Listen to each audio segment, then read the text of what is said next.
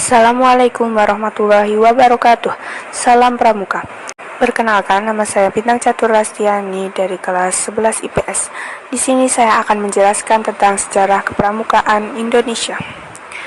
Pramuka atau Praja Muda Karana adalah gerakan kepanduan yang populer di dunia, bahkan di Indonesia.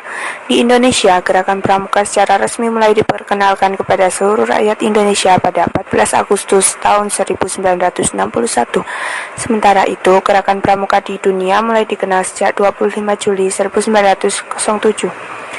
Awal terbentuknya pramuka di Indonesia ditandai dengan berdirinya organisasi milik Belanda bernama National Pathfinderij Organisatie atau bisa disingkat NPO di Bandung pada 1912. 4 tahun setelahnya, Mangkunegara VII juga membentuk organisasi kepanduan pertama yang bernama Javanese Pathfinder Organisatie atau bisa disingkat JPO.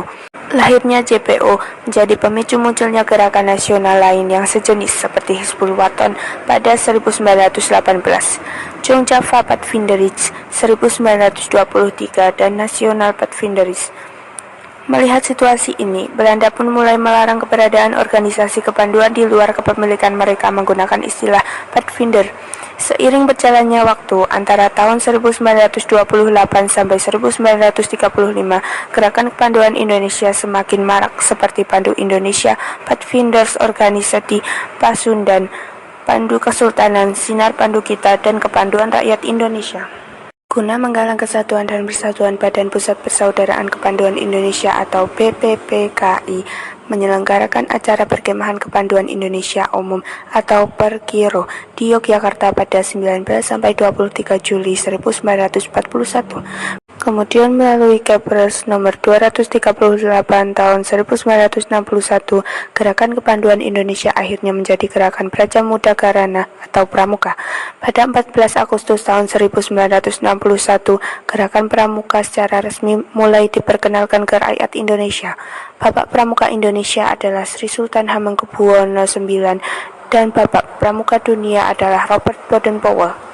Sejarah berdirinya pramuka di dunia diprakarsai oleh tokoh asal Inggris, Legend Baden-Powell pada 25 Juli 1907.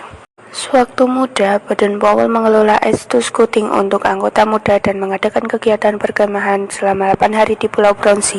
Setahun setelahnya, Baden-Powell menulis sebuah buku yang mengulas tentang prinsip dasar kepramukaan yang bertajuk Scouting for Boys. Selain itu, ia juga mendirikan gerakan kepanduan yang bernama sama dengan bukunya yang hanya diikuti oleh kaum laki-laki. Tak disangka buku kepanduan ini ternyata mulai menyebar hingga pelosok negeri. Pada 1910, Baden-Powell memutuskan fokus berkegiatan dalam pramuka. 2 tahun kemudian, pada 1912, Baden-Powell bersama adiknya Agnes membentuk pramuka untuk perempuan yang bernama Girl Scout. Selanjutnya, pada tahun 1916 didirikan kelompok pramuka siaga dengan nama CUB atau Anak Serigala. Semakin lama gerakan kepanduan semakin mengalami perkembangan yang kemudian membuat Baden-Powell membentuk Rover Scout. Rover Scout adalah organisasi untuk mewadahi pemuda yang sudah berusia 17 tahun pada 1918. Baden-Powell kemudian berkeliling dunia menyebarkan gerakan kepanduan yang dibuatnya kepada anak-anak muda lain untuk bergabung.